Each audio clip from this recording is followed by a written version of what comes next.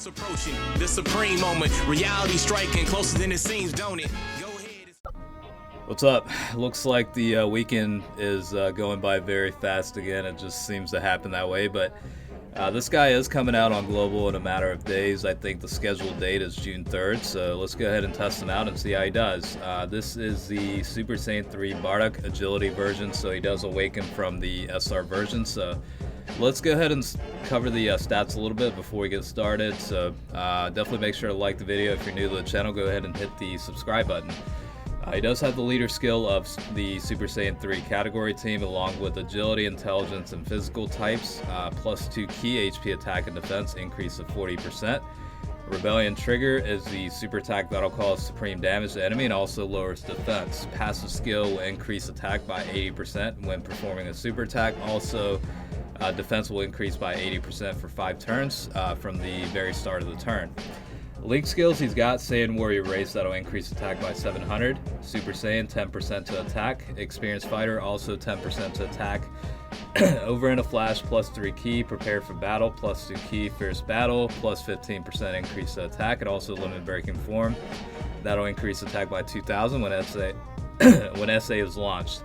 He does currently fall into 3 categories for JP. That's Super Saiyan 3, Resurrected Warriors, and also Pure Saiyans for like I said, JP. In global, he only does fall into 2 right now, which is the Super Saiyan 3 and Resurrected Warriors category. So this guy did Dokkan awaken from the SR form, and yeah, I mean the stat improvements are pretty crazy. HP at 13,116, attack 11,664. And defense is 8,875, so vast improvement from what it was before. 12 key multiplier is 135%. Again, he does fall into the Resurrected Warriors category team, so this is kind of, for this test purposes, this will be the team setup for that. And yeah, I mean the SR version, I mean it kind of came out of nowhere where they announced that this guy would Dokkan awaken into the Super Saiyan 3 status.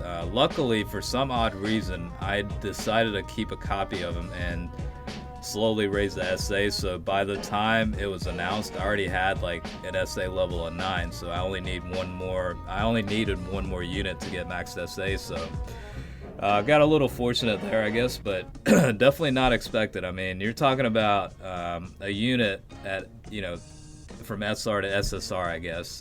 Maxed out, it was, you know, 5,823 for attack, and, you know, with the Dokkan Awaken to Super Saiyan 3 form, I mean, he's got 11,664, so honestly, it's probably one of the most improved Dokkan Awakens. I mean, it definitely makes a difference. I mean, you obviously see here that he's hitting for a pretty decent amount.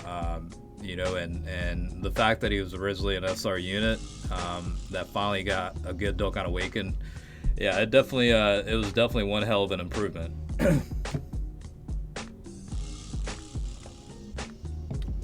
Like I was saying initially in the video, the weekends definitely go by very, very quickly, and I don't know, I guess when the weekends come around, I tend to go into hibernation a little bit. I meant to upload this a lot sooner today, but I probably took like a 4-hour nap earlier, and that kind of messed up my schedule a little bit. But I don't know, when you work throughout the week, I guess, you know, you just kind of crash sometimes on the weekends. Fortunately, tomorrow's Memorial Day, so another extra day for the holiday until, you know, the work week starts. So definitely looking forward to another extra day. So for this video, you will see him linked up with the Super Saiyan 2 version of Bardock quite a bit, just because he does link up very well with him.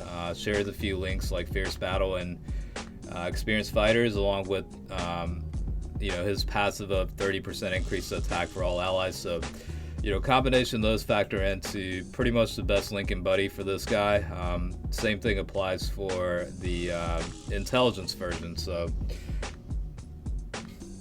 you know, for those that don't pull the Super Intelligence Bardock, Super Saiyan 3 Bardock, this guy is definitely a good alternative option for that.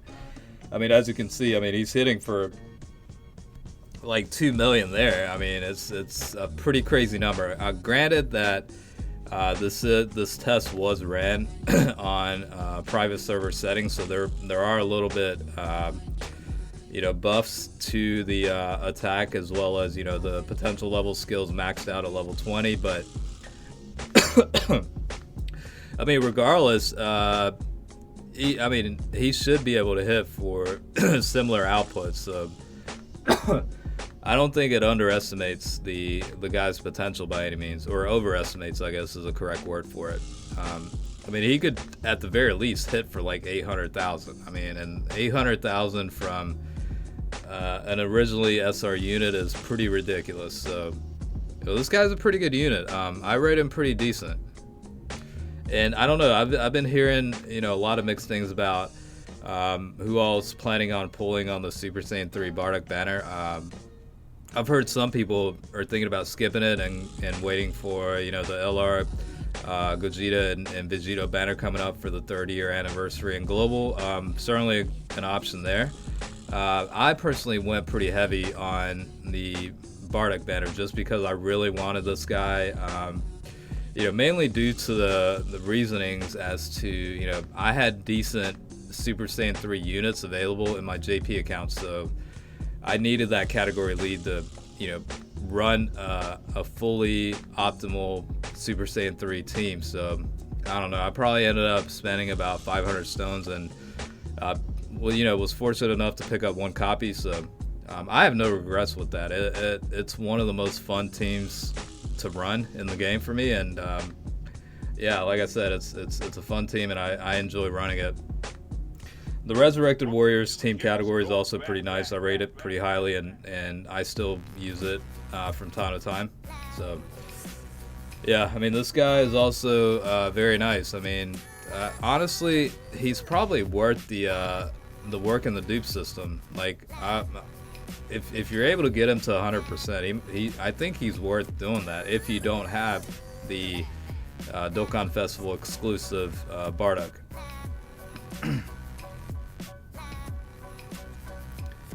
And you saw the three different variations of Bardock there, the Super Saiyan 3, Super Saiyan 2, and then the Super Saiyan. So the physical version does provide key boost and also 20% increased attack. So in that last setup, he was getting pretty decent amount of boost from the other versions, and hence why he was able to pull decent damage output.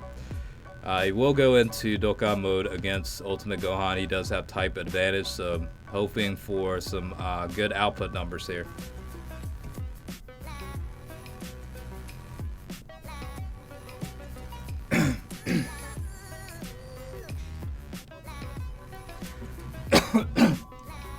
He also does share some link skills with the Tapion unit. I know he just came out on global a few days ago, so pretty decent linking buddy there too. I mean, he's got experienced fighters and fierce battle are amongst the link skills that they do share, so he's not a bad option to include on this category team as well.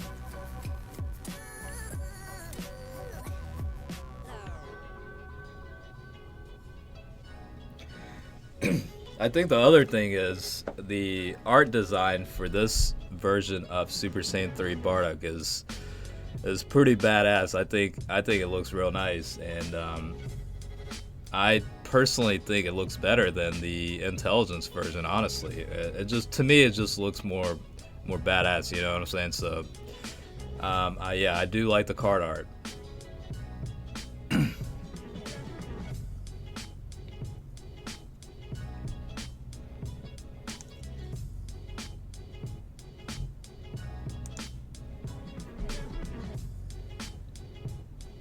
Alright, let's keep rolling and see how he does.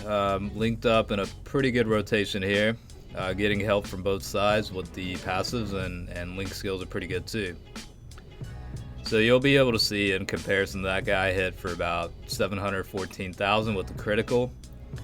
And then we'll see how the agility version does. So because of all the passive skills and link skills right here, that's why he's got a potential output of 1.22 million. He did hit for about 1 million with the critical, so I mean, for the unit that he originally was, and the fact that he's able to hit like that, yeah, definitely very, very nice.